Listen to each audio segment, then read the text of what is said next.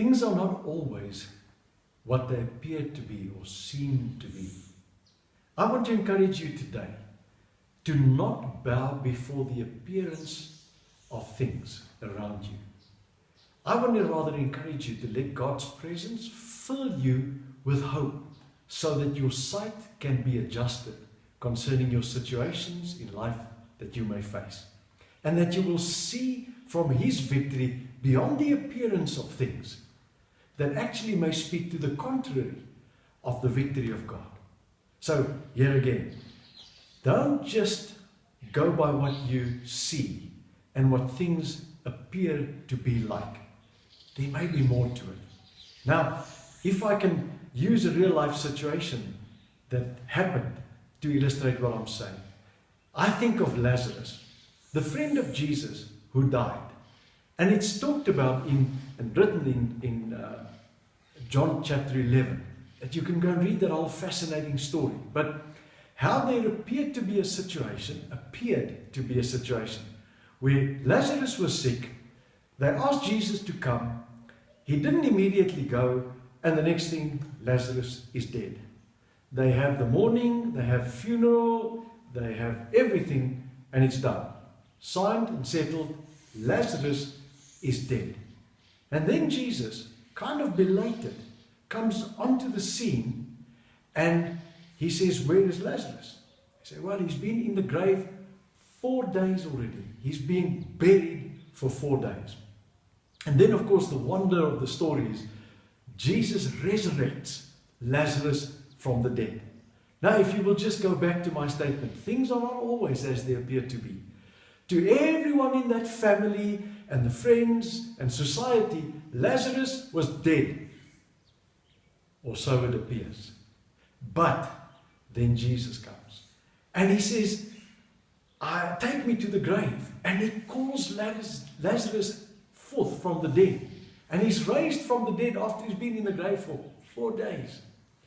I want to ask you to make a practical application out of this into your life. And it's simply this. Think about what you're facing currently. Maybe you're in a place where you're desperate, or there's a dark patch that you're facing, or all seems lost, or like in Lazarus' case, it's too late. But this day, I want to say to you, very important thing is focus your attention on your faithful Father in heaven. And in practical terms, this is what you need to do, is connect in prayer. That means just begin to speak to Him. And then pull aside so that He can have a bit of silence to work with in your life. So that He can speak into your heart in His powerful, loving way, His perspective. And that He can put in your heart what He sees from His vantage point of victory. Because remember, God always works from victory. I love to say God has never lost a fight. God works from victory.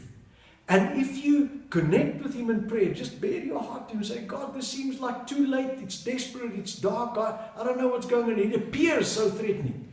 And then say, Lord, but I'll become still, speak to my heart from your powerful love for me.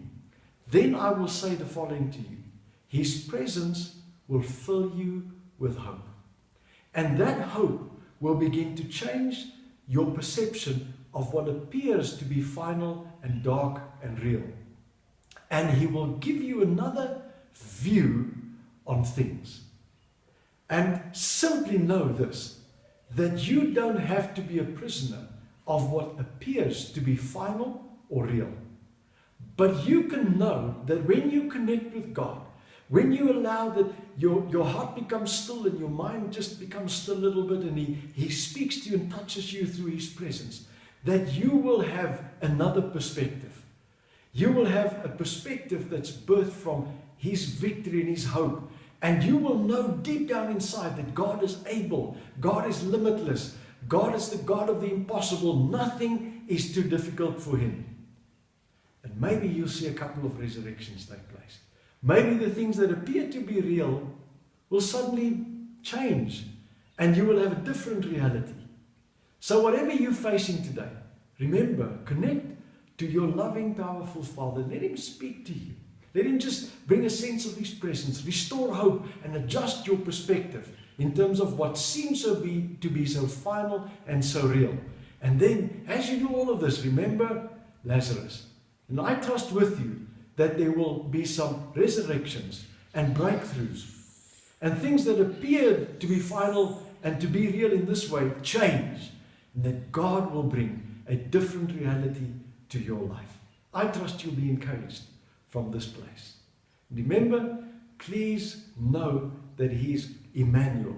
God is with you in whatever you face. Please share and like so that others also may benefit from this. God bless you.